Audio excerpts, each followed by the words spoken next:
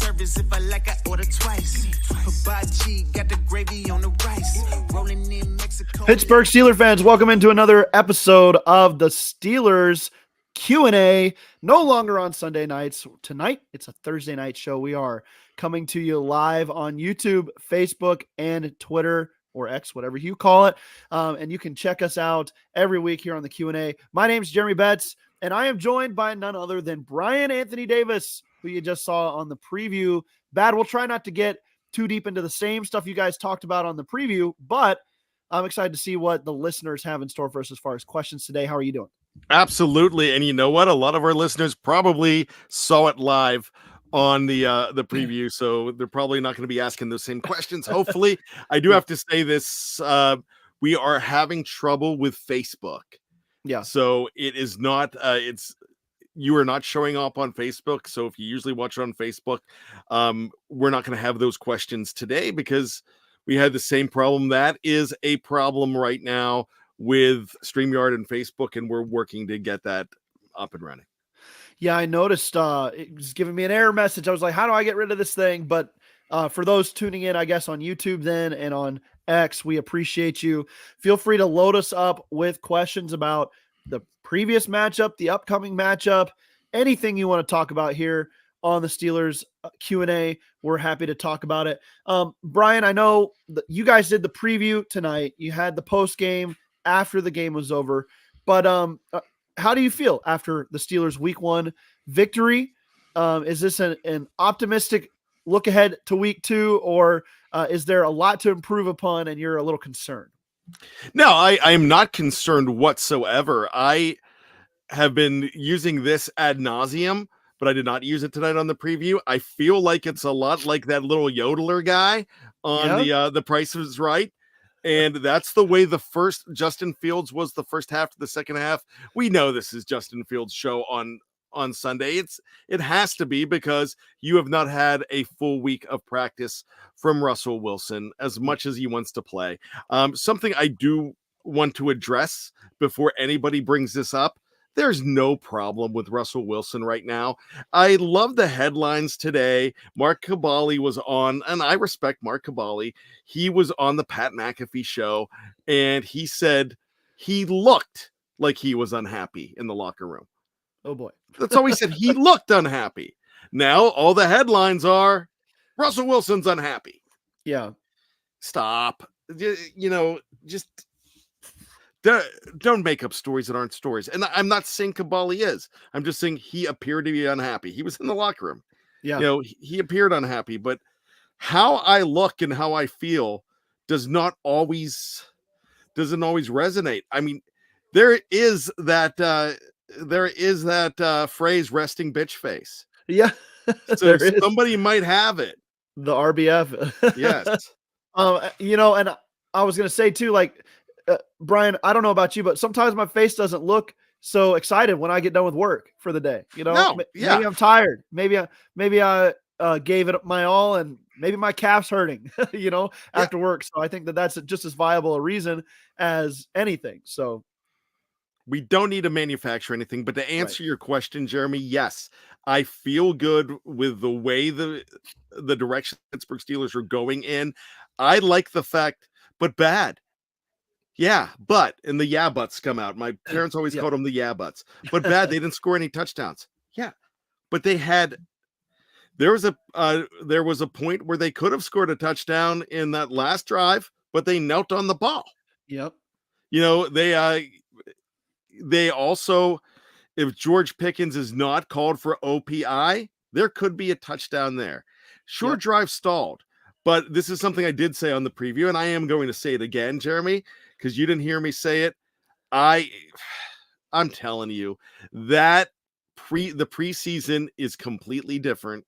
Yep. And for some players, and we saw it with the Chiefs and Ravens, we saw it with the Packers and Eagles last week, that those teams that did not play together and no offense has played together in preseason, they look so much different. I think the defenses have the advantage when it comes to week 1. I agree. And I think the Pittsburgh Steelers defense has the advantage this week, again, against a rookie quarterback.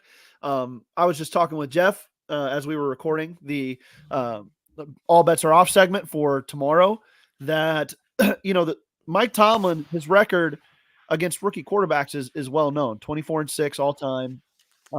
Didn't go so well for him last year against CJ Stroud. That was one of the that's a different animal though too. But then that clashes also with the fact that Mike Tomlin is 1-5 as the Steelers head coach in Denver. So it is a tough place for his teams historically.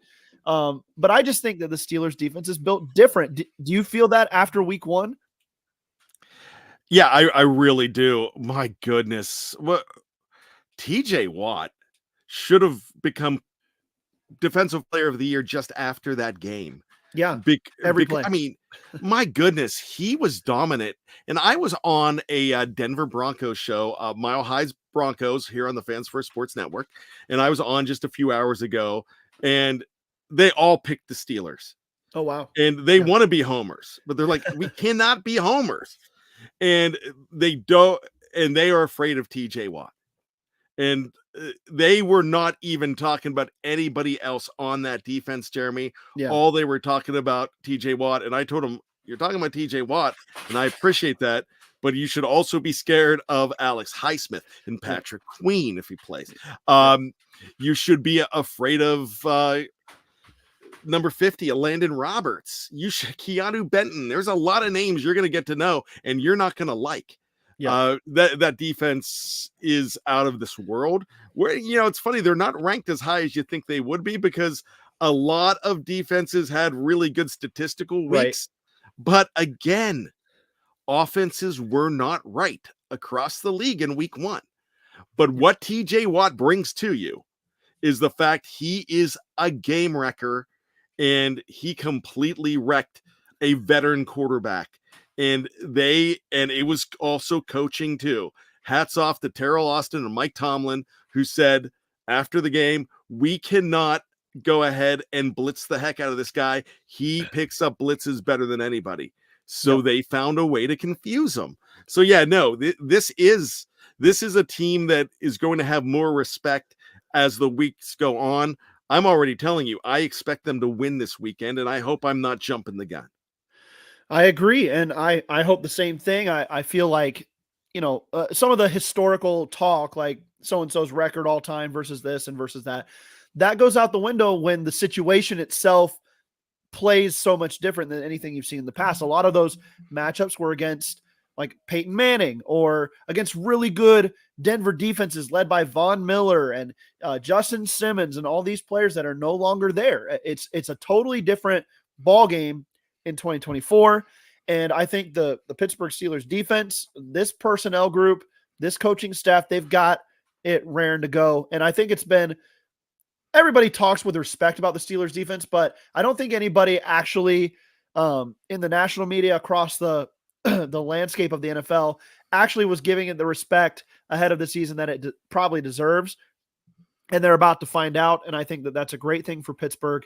We do have a question, Brian, from Joseph, and I always butcher his last name, so I'm not going to even try it here. Great show, he says. Do you think they will open up the playbook on offense regardless who is the starting quarterback? Brian, what do you think? Do you think there's a little bit more to the game plan this week than just outside the numbers and the quarterback run game, or is this playing it safe again this week against the Broncos? Well, Joseph Mislajenovic, who I'm going to try that and let us know if I came close, Joseph. Yeah, I think they are going to open up the offense a little bit more. Think about this. And Jeremy, I definitely want to hear what you think about this as well. But last week at this time, we were just learning that there was a calf injury to Russell Wilson. And Russell Wilson was come hell or high water. And the national joke is that he was in full pads. And I loved it. That's not a joke, but they were making a joke on that Broncos show today. And I'm like, you know what? No, I think that's cool that he was in full pads and knew he wasn't going to play. He really is showing that he's a team player. Mike Tomlin even tried to downplay that a little bit on Tuesday, but on Sunday, he was talking about being glad that to have both of those quarterbacks in whatever capacity. You know, I'm just thinking that when you don't know, you're just trying to get away with it. Get away with making a change to your starter on Thursday for a game at 1 p.m. Eastern on Sunday. Yeah. And that's exactly what they had to do. And you saw it in this game. You heard me talk about the Price is Right yodeler guy. You know, Justin Fields was trying to survive in those first couple drives. But what happened? He still led them to a field goal on that first drive. We have not seen that a lot in the last couple years. Right. And this was a better offense. My gosh, I thought they even opened up the playbook more in the second half of that game and towards the end of the first half. I thought it was an open playbook so much more. So I think you're going to see a lot more of that in week 2. Yep. But I think right off the bat, that offense looked improved from where they were last year. And look, let's not get into the whole Mason Rudolph stuff. That was a completely different situation. Right. You know, Mason Rudolph going week 1 through week 17 is going to be a different Mason Rudolph in 2023. And not exactly, and one that would have not kept him in Pittsburgh either. Right. That would have been a moneymaker for him if he played the way he did in that regard. So let's talk about, well, actually first, let's go ahead and take our break for the show, for the audio side. If you're watching live, we're not going anywhere, but if you're listening after the fact on your podcast platform, you can take a quick break and we will be right back here on the Steelers Q&A. And welcome back to the Steelers Q&A. Jeremy Betts, Brian Anthony Davis, the bad man himself, the Raiders fan, you know, all those good things. Now I'm a Jaguars fan because I work for them too. Yeah. Hey, I'm an Atlanta Falcons fan, I guess, because I draft all these Falcons players for my fantasy team, and I've got family that's Falcons fans, and I went to a Falcons game last year, so I feel that heat sometimes as well, Brian, from those close to me. So. Hey, it's where you work sometimes, you know. Yep. It's just like and I work for Fans First Sports Network. I've been asked to produce a few places, so yeah, I mean, if Jeff wants to make that joke, but hey, it's called a job, but you know where you know how I bleed, Jeremy. Black and gold, baby, or black. Do you believe black and yellow or black and gold? What's your preference? I'm a 52-year-old man. There's no yellow. There you go. It is black and gold till I'm dead and cold. Whoa, I like that. That needs to be a shirt, Brian. That needs to be a Steel Curtain Network shirt. I actually think I didn't make that up. I've heard that along the way, so I think that's an aftermarket black market shirt somewhere, or a black and gold market shirt. I gotcha. No worries there. All right, we got a statement from Mark Miller, but it's a good talking point for this Q&A show. Mark Miller says, Denver is a very hard place to play in September. The altitude is hard on teams early that are not in great shape, but the Steelers practice harder than most in preseason. They're already in game shape. 24-9 Steelers. Do you agree with this take that the Steelers might be a little more ready for the altitude, for the conditioning challenge that this game will be because of how they approach the preseason prep work? Yeah, you know what? I was just in Denver and Boulder, Colorado from July 29th to August 3rd. Sure. And I spent a week on campus there. I spent time in Denver too. Wonderful state, beautiful place. And I'm a fat man. And you know that. I'm a big dude. I'm out of shape. And it didn't take me much to adapt. So guys that are in good shape should be fine. Especially, it depends what time when they get there to adjust a little bit with drills. I understand, and Mark, I'm not disagreeing with you, but Denver is traditionally a very tough place for the Pittsburgh Steelers to play. And if you look at this, they have the worst record that they have against an AFC opponent is the Denver Broncos. They are 13-20-1 all time against the Broncos. They everybody else, if they are under 500 against a team, it's by one game, and that might be like Jacksonville, like one game. You know, it's just that. But when you look at it, it's really not anything to worry about. But when you also look at the record in Denver, you mentioned Mike Tomlin always has a problem there. Yeah. Well, let me tell you, the only times that they won in Denver were only, and I'm talking in their history, including playoffs, Yeah. 5 times. Yeah. They've only won 5 times. The first time was in 1978. And that was a Chuck Noll game. Okay. Chuck Noll won again in 84. It was a playoff game, one of my favorite games of all time. In 1990, Chuck Noll won again. And so Chuck Noll won 3 games there. The only time Bill Cowher won was in that AFC Championship game. Yeah. And the only time that Mike Tomlin won was in one of those Sunday night games in 2009. Yep. So that's just traditionally a tough place for the Pittsburgh Steelers to play. And I don't think it's because of the altitude, because when you look at home games, they still struggle against the Denver Broncos. For some reason, throughout the years, the Denver Broncos have their number. Yep. Here's a fun, not stat, I guess, but fun fact for you, Brian. In the Steelers game on 11/09, 2009, Steelers and Ben Roethlisberger win 28-10. That was my first NFL football game. I was there for that game. In Denver. I grew up in South Dakota. They're the closest team to us. So when the Steelers got out there 2 days before my birthday, which is November 11th, as a however old I was in 2009, it was my birthday present, and we drove down to Denver 7.5 hours, and we went to the game. And I have never been to a Steelers game where they have lost. So no matter the stadium, no matter the time, I'm 3-0 for Steelers games. That is phenomenal. Yep. Hey, can I go back to those stats I was telling you about? Yeah, absolutely. Denver Broncos lead the series in Denver 13-5-1. When you look at the in Pittsburgh, the Steelers lead that series 8-7. That's not, I mean, you don't expect the Pittsburgh Steelers to only have one win more than their opponent at home. It's usually not like that. Right.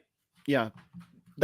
It's interesting to see if this like plays into that structure, because when you have a history that's that one-sided over the course of its fullness there, it plays into my mind a little bit. And that's why my score is a little closer than maybe some would be, where they're picturing a blowout potentially. So I'm very excited for the fact that the Steelers now have game planned with Justin Fields as their QB1 for a whole week.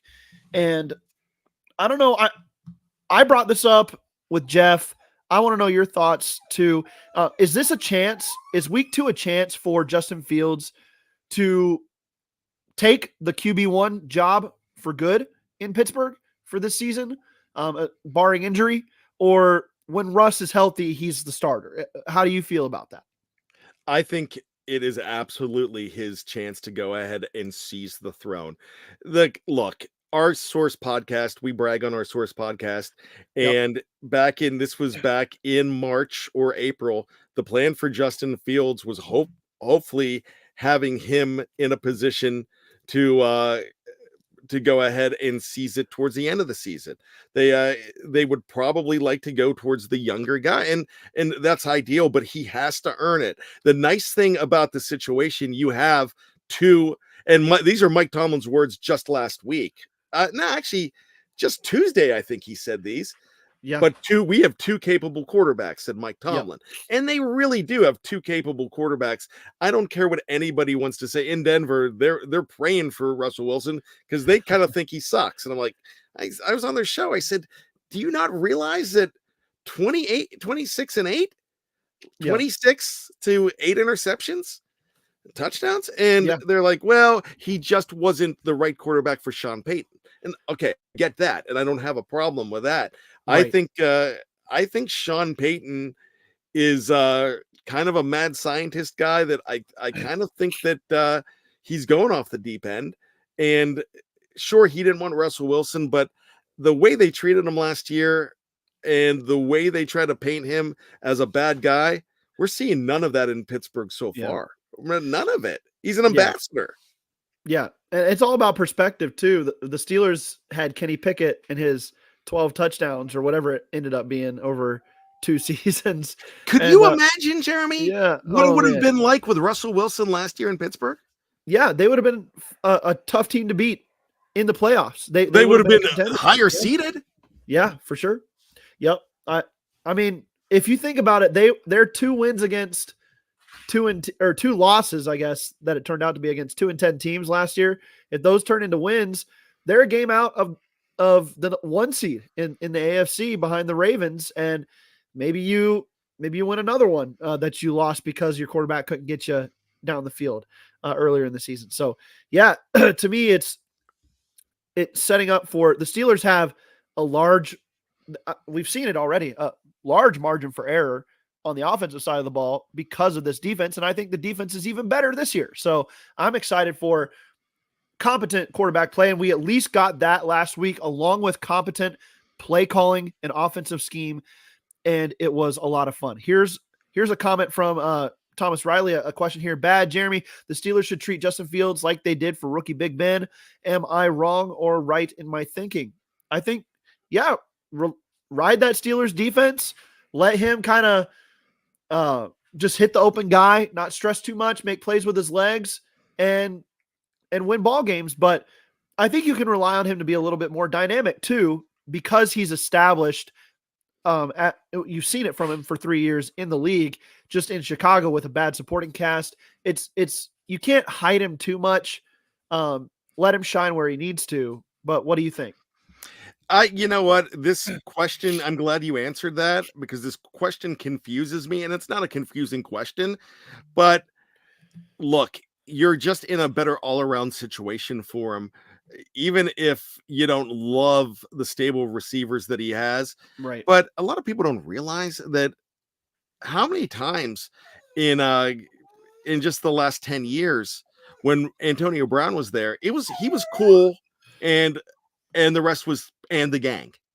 And it really was. You had Antonio Brown and you had a supporting cast. Yeah. Now you have Antonio Brown and you have Pat Freiermuth. Don't worry about the numbers that Pat Freiermuth didn't get, because this is what I love about Arthur Smith. He came out and told you why today. He said they've got their game wrecker in Jesse Bates. Why are we going to go across the middle? And they went away from him, and they found out what they had in George Pickens. And George Pickens was against Terrell, who's really good. Right. Yeah. And I can't wait to see that matchup with Patrick Surtain. But I think in situations like that, when you have a receiver like Pickens, and I just read this stat, in his last 4 regular season games, he's averaging over 24 point something a catch. Wow. Yeah, he's on fire. Yeah. I think I saw that stat as well, and he's got something like over 600 or 700 yards in that span too. I can't remember what the number was, but yeah, it was over 700. Yeah. But I didn't do Thomas's question justice. Yeah, maybe protect him a little bit, but this offense is designed to be run heavy. Yes. And have the tight end help you out. It's not designed to go ahead and have a quarterback have to throw for 300 yards to win. Right. Yeah. Here's an interesting mention from Philip Hopkins, and I didn't know this. Tomlin has never beat Sean Payton. I don't know if we can confirm that, Philip, where you're getting that stat from, or what. I can tell you that. That's interesting. Yeah. To me, I've never beaten Sean Payton either. Yeah.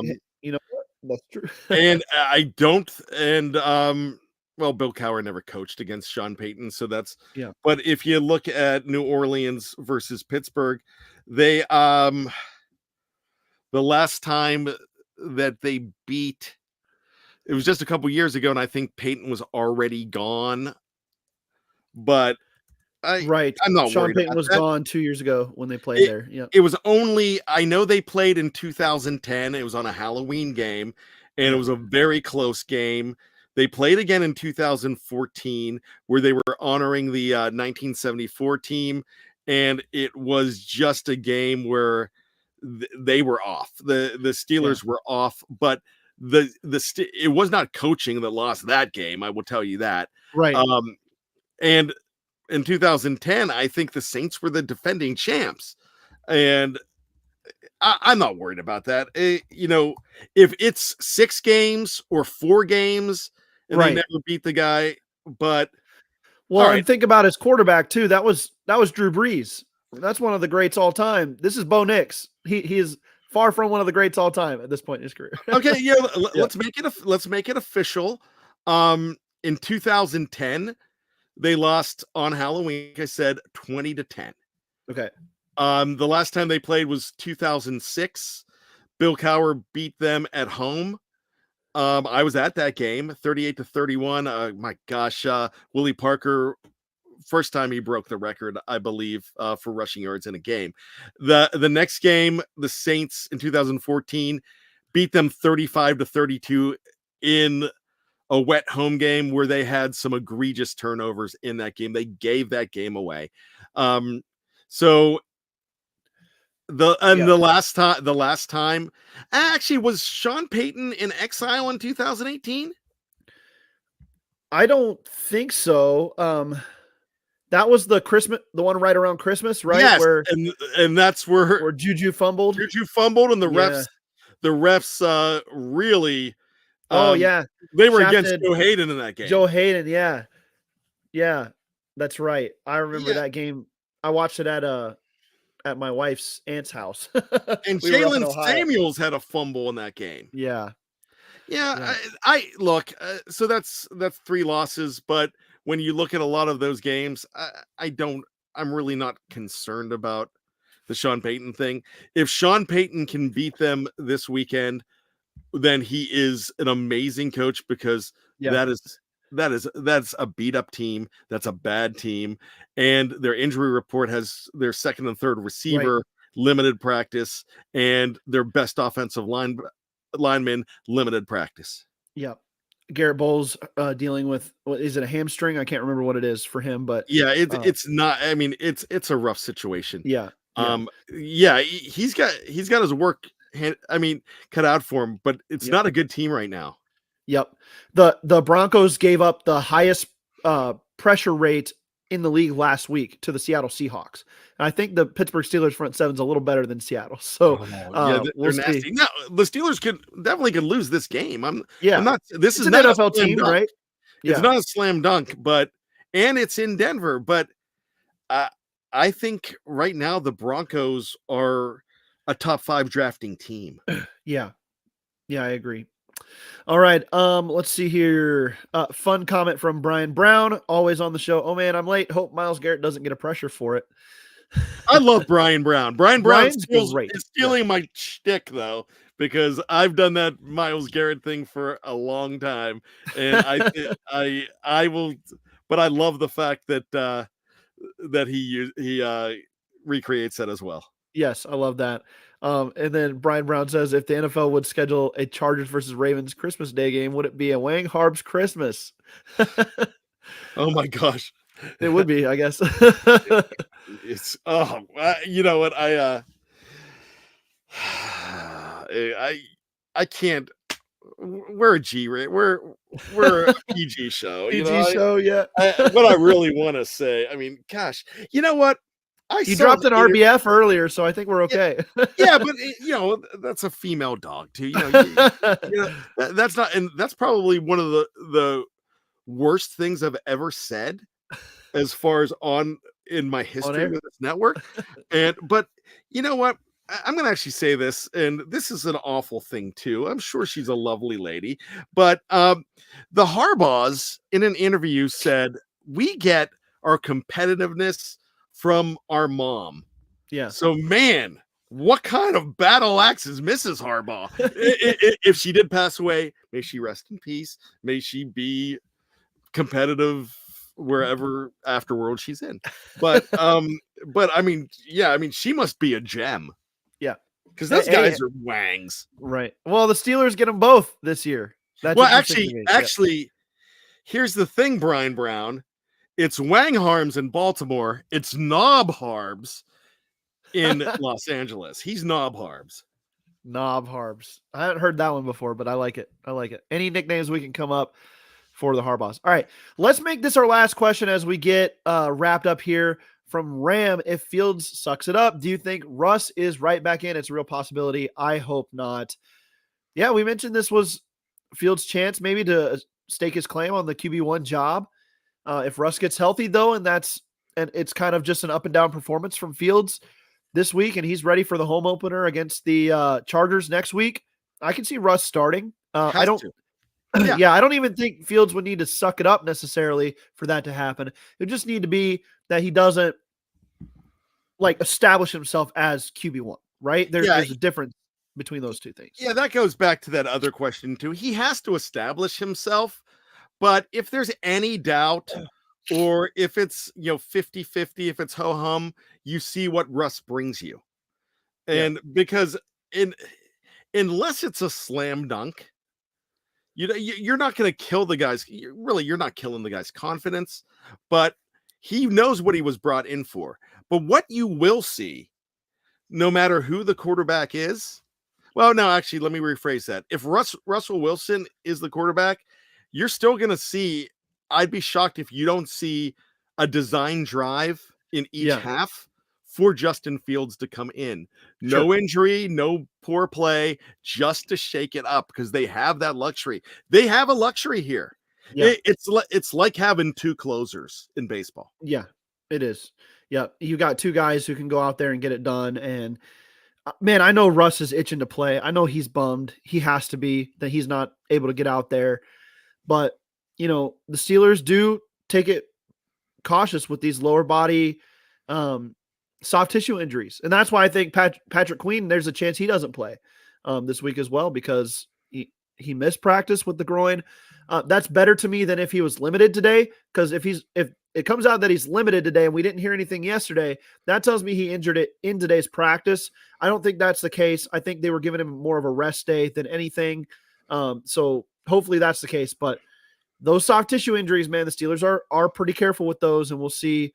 We'll see if he ends up playing as well. So it's caution. Dave Schofield mentioned something about that, and basically around the same stuff that you just mentioned. That he's glad for the same thing as well. It's like, hey, coach, I've got some tenderness in the groin area. You know what? Yep. Let's give you the day off. We know what you can do. Yep, absolutely. All right, Brian. Any last things you'd like to say before we hop on out of here? I do could we bring up one question? Because sure. Yeah. I need some clarification on this. Christopher 11, with the return of T. Edmonds, do you think we'll try and make a trade for D. Johnson? Yeah. Is that Deontay Johnson? I would assume so. Yeah. If you're saying Deontay Johnson, no! Guy was a cancer. Right. Guy was a cancer in the locker room. And they could have traded him for anybody, but they've got somebody really good. But here's the thing: that's your D-Jack is their starting corner. Yep. Who had a pick on the opposite side. Who had a pick? Yep. He's not even Edmonds. Edmonds does some good things here. So if you're talking about Deontay, and you might not be talking about Deontay, but if you're talking about Deontay, no, you don't bring that guy back in because Pickens is better off without him. Right. And the Panthers, first of all, are not going to trade away their receiver that they just traded for back to the team that they traded to get him from when their quarterback is struggling so much. They need bodies out there to catch the football. So that's not going to happen no matter what. But I get the pun there of the Steelers bringing back all these former players. What if they do it with Deontay Johnson too? Funny, but not practical. I don't think. Yeah, I get that, but it's always good for familiarity. I love them bringing back Cameron Sutton just for the fact that he hasn't been gone long. Same with Terrell Edmonds, hasn't been gone long. Yep. But they're being brought back as depth. They're not being brought back to start. Now maybe Cam Sutton was more of a starting slot corner for them or something like that, but still, I don't think you lose too much even with the 8-game suspension. Yeah. I think having them around and being in the ready to and not have to rely on these guys to start. I had a friend that was so upset about Terrell Edmonds coming back because in his mind it was the worst number 1 draft pick of all time for the Steelers. But this is a guy that could be in a threesome with 2 supermodels, and it was okay. I mean, he's just that guy. Yeah. So, and he's not even a hot man.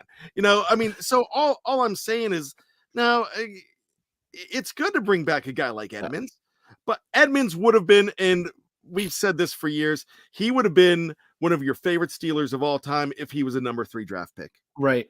He was a number 1. Well, let's not forget Jarvis Jones and Devin Bush. There's definitely worse first round picks than Terrell Edmonds. Yeah. A lot of people didn't want to lose Edmonds when he left. Yeah, exactly. All right, Brian, it's been fun. I've got another podcast to record tonight. We're going to head out of here. But it's been fun. It's always fun on the Steelers Q&A. And we're going to be working up a good schedule for this show for the upcoming weeks. Stay tuned. We'll get the show out there to you guys. We know you enjoy the questions. I enjoyed as well. And Brian, thanks for coming on. Anything coming up for you that you want to plug real quick before we go? Just make sure that you check out all these great shows. This show is going to be on, if you missed any part of the show or just want to hear it again, it is going to be on the Fans First Sports Network, Steel Curtain Network, wherever you download your favorite podcast, every single week at 11 a.m. on Friday. Prime spot. Jeremy Betts deserves it. What he does is absolutely phenomenal here. And I tell you, I remember when he first came in and we saw so much potential. But if you listen to one of his tapes from 2021, was it, or 22? Yeah, and I'm not going to say because I don't want people to do that. and you listen to him now, you'd be like, wow, how much has he grown? And he is he's so special to have here. But the big thing is catch me on the post-game show and the Mike Tomlin press conference, post-game press conference recap. Make sure you check us out there. And once again, we appreciate you. We can't do this without you. And Jeremy, I think really I want to give you something special. Wow. It's one of my favorite catchphrases. Tony and I used to do it all the time, and this is the Q&A, so I want to give you Rowdy Roddy Piper. Rowdy Roddy Piper? Just when you think you got all the answers, we keep changing the questions. Love it. Love it. Thanks, Brian. I appreciate you coming on. Thank you to all the listeners for tuning in. We'll be back next week with another Steelers Q&A. Till then, y'all enjoy some Steelers football. Go Pittsburgh.